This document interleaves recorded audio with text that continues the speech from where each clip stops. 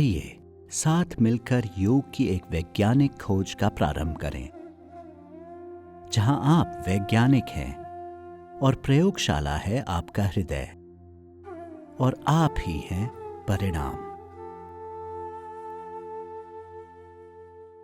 नमस्कार, दाजी के साथ ध्यान कार्यक्रम में आपका स्वागत है। इस हफ्ते फिर से दाजी कुछ प्रश्नों का जवाब देंगे। हमें जो प्रश्न निरंतर प्राप्त हो रहे हैं, हम उन्हें दाजी के सामने रखने का प्रयास करेंगे। प्रश्नों से ही ज्ञान बढ़ता है। जब हमारे प्रश्नों का जवाब मिलता है, उससे ही हमें सीखने का मौका मिलता है। तो आइए शुरू करते हैं प्रश्न उत्तर का ये सत्र और उसके बाद करेंगे ध्यान दाजी के साथ। दाजी, आप नई पीढ़ी को हार्टफुलनेस से जोड़ रहे हैं। इसका आपको कैसा रिस्पॉन्स मिला है? कैसे लोग हार्टफुलनेस को स्वीकार रहे हैं? नई पीढ़ी के बारे में बहुत गलत फहमी है। वो वही रास्ते पे चलेंगे जहाँ हम चलते हैं। अब कहोगे बेटे सेल फोन मत यूज़ कर, लेकिन खुद ही सोने से पहले घुमाते रहते हैं मैसेजेस क्या है, बाद में तकिए के नीचे उसको रख के सो जाते हैं। और बच्चे को कहते हैं ये ऐसा मत कर, तो कैसे पॉसिबल है? तो बच्चे हमसे सीखते हैं और हमसे भी ज़्यादा स्मार्ट भी है, लेकिन उनको ढंग से जो गाइडेंस मिलना चाहिए, जो कैरेक्टर फॉर्मेशन है, मोरल मसल स्ट्रॉन्ग करना है, वो नहीं हो रहा है, क्योंकि खुद में ही कमियां हैं। हम सब में खुद में ही कमियां हैं। अब युवा को बोलोगे चल बेटे ध्यान कर ले, वो तैयार हो जाएगा। जो माँ बाप है 40 साल से ज़्यादा या 50 साल से ज़्यादा या 60 साल से ज़्यादा, वो बोलते हैं अभी क्या जल्दी है, रिटायरमेंट के बाद कर लेंगे, पोस्टपोनिंग थिंग्स। और जब 60 साल की उम्र हो गई, बाद में टांग भी घूमती नहीं है, सीधा बैठ भी नहीं पाएगा, तो ध्यान कब करोगे? वो हमारे धर्मशास्त्र कहते हैं ये सब तपस्याएं बूढ़ी उम्र में होता है, पूरा जब बूढ़े हो जाते हैं तब। तो प्रॉब्लम एडल्ट्स है, यंगस्टर्स नहीं है। यंगस्टर्स तो जल्दी मान जाते हैं चलो, क्योंकि उनका माइंड भी साइंटिफिक है और योग भी साइंटिफिक है। योग में देखो, आप आसन देखो, आप करोगे तब पता चलेगा कि अपनी शरीर कितना फ्लेक्सिबल रहता है। तो प्रूफ है उनके सामने। जब ईश्वर की बात करते हैं, बड़ी बड़ी बात करते हैं, देखो ये यहाँ ये मंदिर है, ये मंदिर है, वो मंदिर है, हम वहाँ जाते हैं, तू भी चल मेरे साथ, है ना। कई लोग बड़े बड़े एग्जाम्पल देते हैं, ऐसा भी कहते हैं ईश्वर सर्वव्यापी है। बच्चा पूछेगा सर्वव्यापी है तो मंदिर क्यों जाए? क्यों जाए? तो लोग एग्जाम्पल भी देते हैं कि हवा तो सब जगह चलती है, पंखा लगा लो तो वहाँ जोश से हवा आती है, तो वो बोलते हैं कि ईश्वर की कृपा जोश से मंदिर में आती है। ऐसा अननेसेसरी लॉजिक लगाते हैं, लोगों को ट्राई करते हैं। और आप जब वहाँ जाते हो और वापस आते हो, वही का वही पत्थर होके आते हो, कुछ फर्क तो पड़ा नहीं है आप में। मंदिर में जाने से मन बदलना चाहिए, लेकिन मन बेकार का हो जाता है। हमने बचपन में कई मूवीज़ देखी थी, मंदिर में जाता है हीरो, हीरोइन भी जाती है, लाइन लग जाती है ऐसे साइड में। यदि मूवी में ऐसा है तो हकीकत में भी ज़िंदगी में तो होगा ही। आई विश देयर मोर, ईश्वर के प्रेमी भी और मिल जाते तो अच्छा रहता। वैदिक काल में एक भी मंदिर नहीं था। आप पूरा वेद पढ़ो, उपनिषद पढ़ो, गीता भी पढ़ो, सब जगह आपको ऐसा ही मिलेगा। कहीं पे भी मंदिर का मेंशन है ही नहीं। क्यों नहीं है? जिनका अनुभव करना है पवित्र हृदय से, वो तो अपने आप हो जाता। तो कहाँ ढूंढे उनको जो अंदर है, अंतर्यामीन हम कहते हैं ना। हमारा जो व्यवहार है आध्यात्मिकता की ओर बड़ा अनोखा है, अनूठा भी है। उसमें बहुत खालीपन है, हल्कापन है, उसमें कुछ सब्सटेंस नहीं है। माँ को पूछो, दादी को पूछो, माँ भगवान में मानती है? हाँ बेटे। क्यों मानती है? सोचेगी थोड़ी देर और गुस्सा भी हो जाएगी, क्यों ऐसा पूछता है। गिल्टी कॉन्शियस बोलेंगे मेरी माँ ने बताया, हमारा धर्म ऐसा कहता है, हमारे शास्त्र ऐसे कहते हैं, हमारे पंडित जी कैसा कहते हैं कि ईश्वर है। पर तू क्या कहती है? वो कुछ नहीं बोलेगी। तो युवा प्रश्न तो करेंगे ही, क्योंकि जिस स्टाइल से अपना जीवन जी रहा है इट इज़ कॉन्ट्राडिक्टिंग, विरोधाभासी है असलियत से। तो असलियत को समझाने के लिए ध्यान बहुत ज़रूरी है। ध्यान से ही हमें एक तरह की समझ आएगी। माइंड जब क्लियर होगा, जब उसकी अनुभूति होगी, तो श्रद्धा की ज़रूरत नहीं है, मान्यता की ज़रूरत नहीं है। श्रद्धा एवं मान्यता हमारी जो तपस्या की पूंजी है उससे बिल्ड होता है।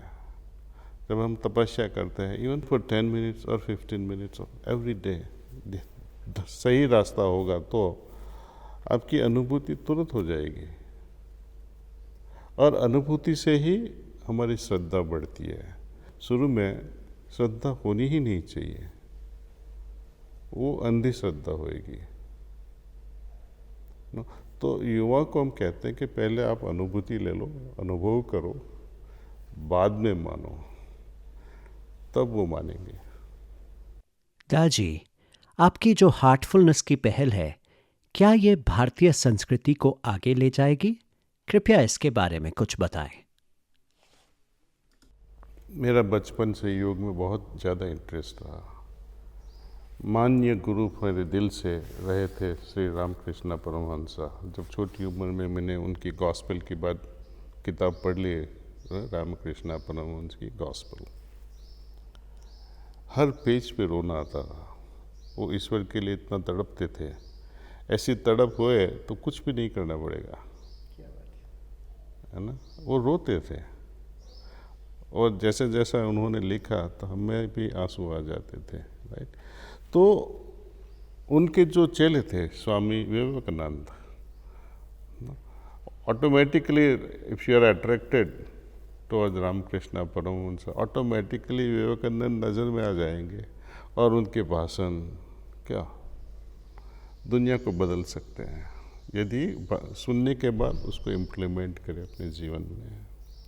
तो हमेशा मेरे हृदय में प्रार्थना हुआ करती थी, शायद मुझे रामकृष्ण परमहंस जैसे सद्गुरु मिल जाए तो अच्छा रहेगा। गुरु तो मिल गए, काम भी हो गया अपना। लेकिन मैं दुनिया को यही कहना चाहता हूँ कि आप ध्यान करो, ध्यान से सब कुछ आसान हो जाता है। एक छोटा सा मामला बताऊं। जब स्टूडेंट हुआ था, मैंने 3rd ईयर ऑफ फार्मेसी में ये ध्यान शुरू किया। फार्मेसी क्लियर करने के बाद हम यूएस चले गए, वहाँ बिजनेस शुरू किया फार्मेसी में।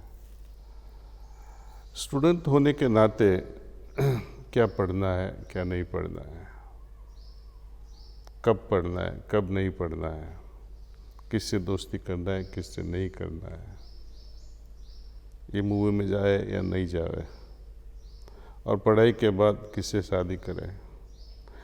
These are fundamental questions। तो ध्यान में अलग अलग उपाय आ जाते थे, सॉल्यूशंस, उसका जवाब मिल जाया करता था कि आज ये पढ़ो, ये पढ़ो। और जब दिल की हम सुना करते हैं ना, तो परिणाम हमेशा अच्छा ही आता है। आप देखो, कोई भी जो सुन रहा है कि आपके जीवन में, आपके अतीत में देखो जो कुछ हुआ, जहाँ आपने दिल यूज़ नहीं किया, दिल ने कहा ये मत कर, आपने कर डाला, और दिल ने कहा ये कर और आपने नहीं किया, दोनों में पछतावा होएगा। लेकिन जब भी हमने दिल की बात सुनी है ना, हमेशा सक्सेस रहे हैं, हमेशा।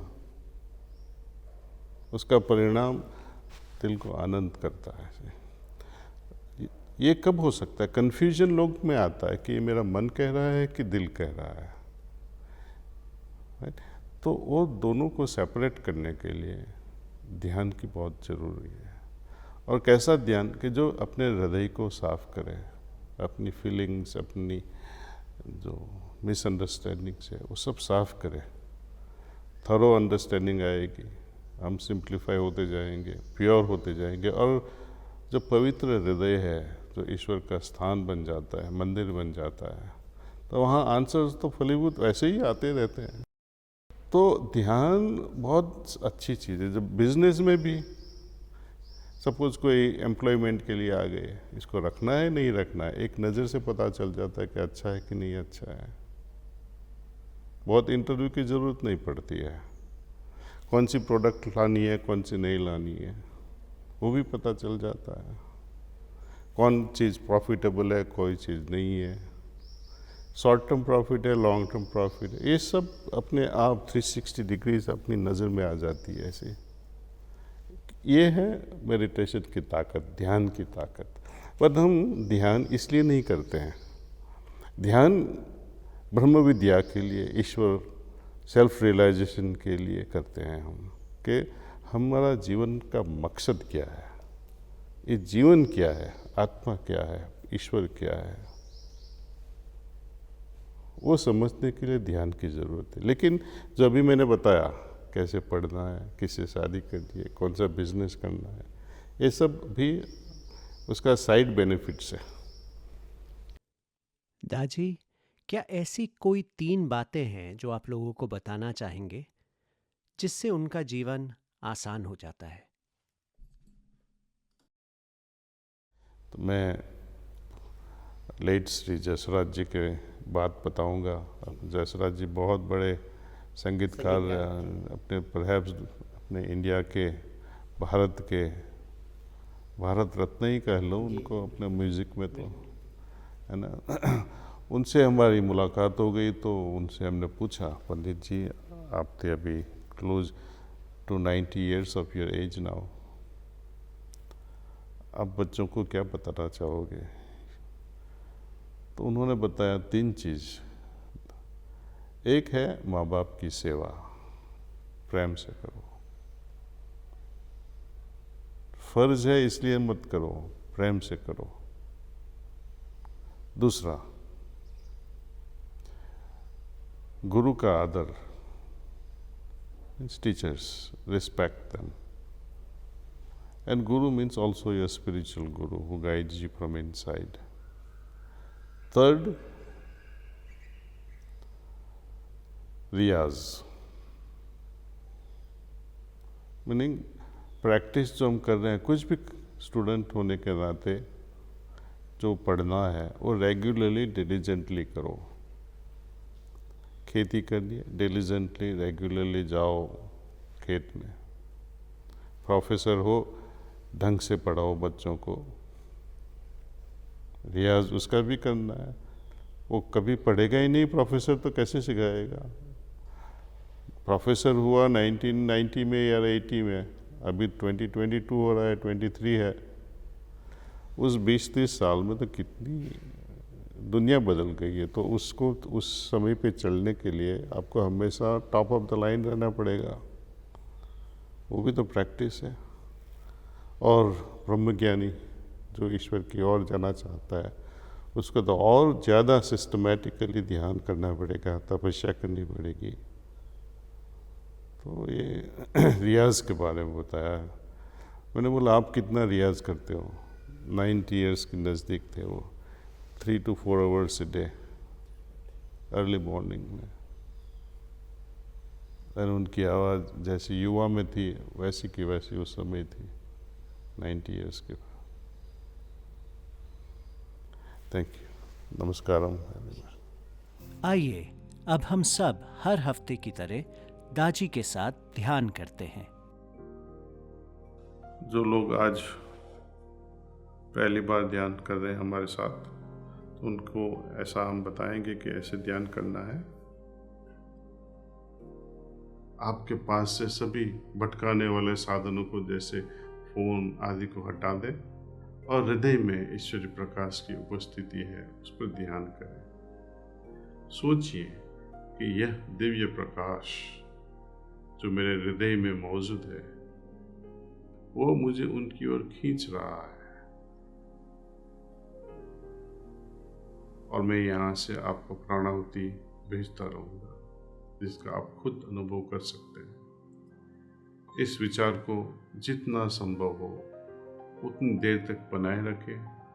अगर आपका ध्यान इस पवित्र विचार से भटक जाए और आपको बहुत से विचार आने लगे, तो अपने आप को बस यही याद दिलाएं कि आप दिव्य प्रकाश की उपस्थिति पर ध्यान कर रहे हैं।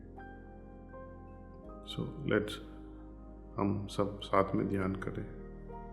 Please start meditation.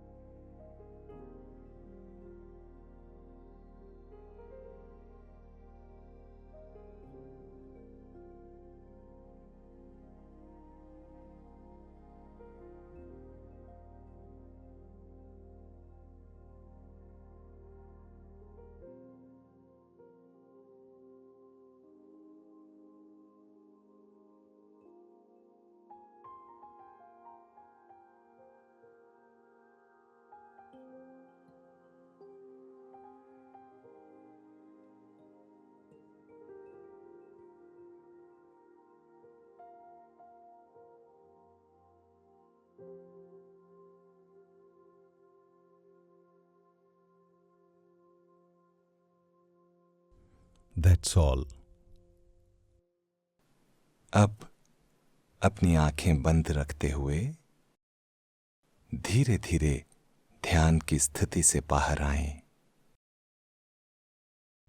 कृपया नोट कर लें आपको कैसा लगा। हम अपने ऑब्जर्वेशन लिख लेते हैं।